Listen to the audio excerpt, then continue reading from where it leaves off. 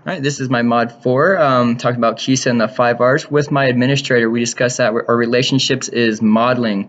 We have a high family engagement. We do a lot of outreaches, family services, and we have policy council. With our relevance, we discussed that we were a transition. Our curriculum right now is typically TS Gold in the regular classroom. I personally do not have a curriculum.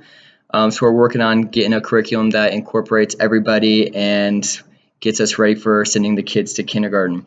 Our responsive culture, we decide that we're modeling. We have a lot of responsive culture doing with Head Start, at-risk grants, district obligations, family services, and we're just really stretched with those. Rigor, when it relates to students, we are transition.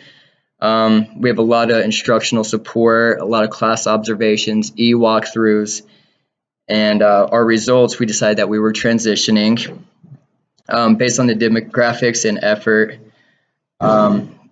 based off of our grants and how we use them in comparison with just the demographics and the modeling. After discussing all that with my administrator, I realized that he is democratic and situational. Coming from a different school district in a different state, he's been an athletic director at a high school, an elementary school principal.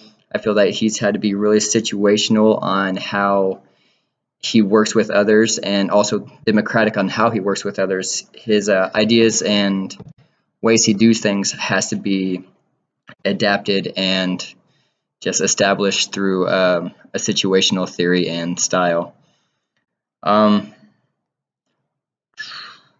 With the things that we decided our school needs to improve on, one was definitely attendance.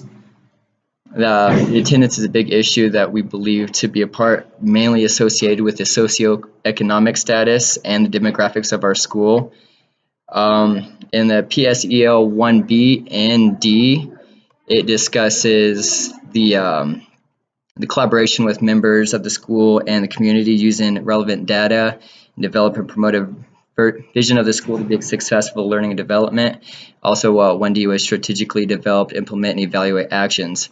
To help attendance, I would make buses not a qualification like it is now, but I would make it more as if you needed it. A lot of our parents do work at the packing plants here, and some of them work at the third or first shifts, and which would require somebody else to drop off their kids or pick up their kids.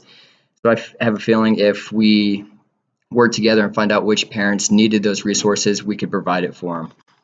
Another weakness that we discussed was technology. A lot of the staff is not familiar and up to date with technological advances.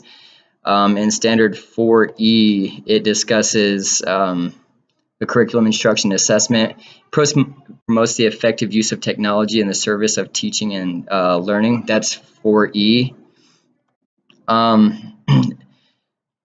This approach by having we could do this approach by having speakers and presenters come to the school and teaching the staff the new ways in technology.